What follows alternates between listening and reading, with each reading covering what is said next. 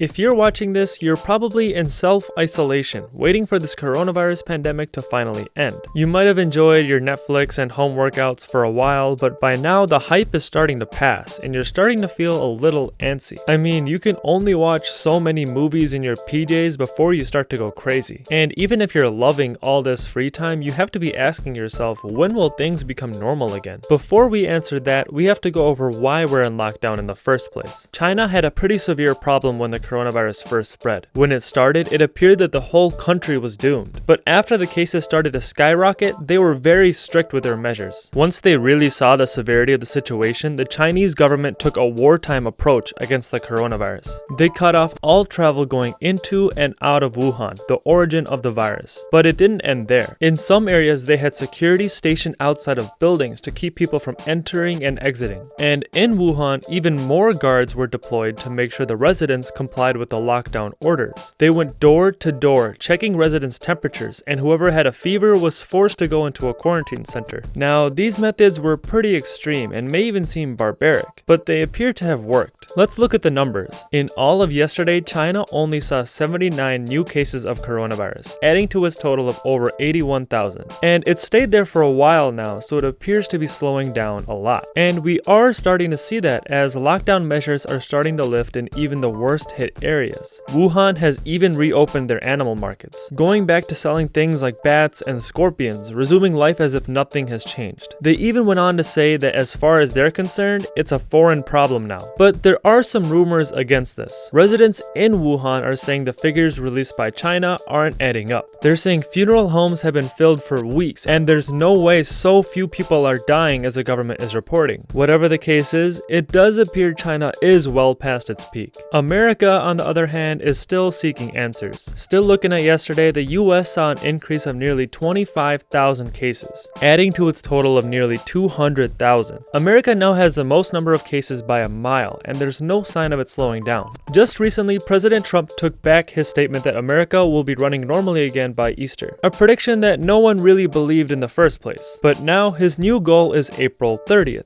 Is he right? Well, it's hard to say. The only thing that will determine when things get back to normal is the virus itself. A prediction will only go so far. So it's very likely this lockdown could extend even longer. But how does America have so many more cases than other countries? I mean, isn't America supposed to be the most powerful country in the world? Well, there's a few issues that happened. The main one being America was late. When we first learned about the virus back in January, no one really thought it was a big deal. And no one was really being tested, allowing the virus to spread under the radar. Eventually, the problem was too big to ignore, but at that point, no one was prepared to fight the virus. Now, doctors and hospitals are treating patients without proper protection, putting their own lives in danger. And sick people are being turned away from hospitals because there aren't enough resources to treat them. Part of this disparity in cases also has to do with the amount of testing being done. America is the third most populated country in the world. As a result, they have tested more people than countries like Italy and South Korea. But if you really look at the numbers, the US is still behind in tests per capita. Italy and South Korea both have much smaller populations than the US, but they have run way more tests per 100,000 people. All in all, there are still many people who are undiagnosed with the virus both in the US and around the world. When the testing is this limited, the only thing we can do is lock down everything we can, which is why we're in this situation today. The virus is still very new, and doctors are learning more about it every day. So when will all these lockdowns, the fear, and the social distancing come to an end? In other words, when will things go back to normal? Well, as we said before, Trump wants the country running normally again by the end of April. But most experts think that life returning to normal within a couple of months is unrealistic. Some public health officials think that the lockdown won't start to ease up until June. But the truth is, no one really knows for sure when this will all end. That's because there are a lot of questions that are still unanswered. One of them is, how immune are people who were already infected and recovered? The answer to this could give us a lot of information and would help in determining who exactly needs to be isolated. But we would still need more months of testing to determine this. And another question remains, what is a possible treatment for people who have COVID-19? Now, we're not talking about a cure, but something that would quickly treat the symptoms and prevent deaths. Although this wouldn't help that much with the social distancing, it would still help the hospitals and prevent them from being overrun with sick people. When do you think the coronavirus lockdowns will end? Let us know in the comment section below. As always, thank you for watching, and if you liked the video, make sure you hit that thumbs up button and subscribe to our channel channel so you don't miss our new tips every week.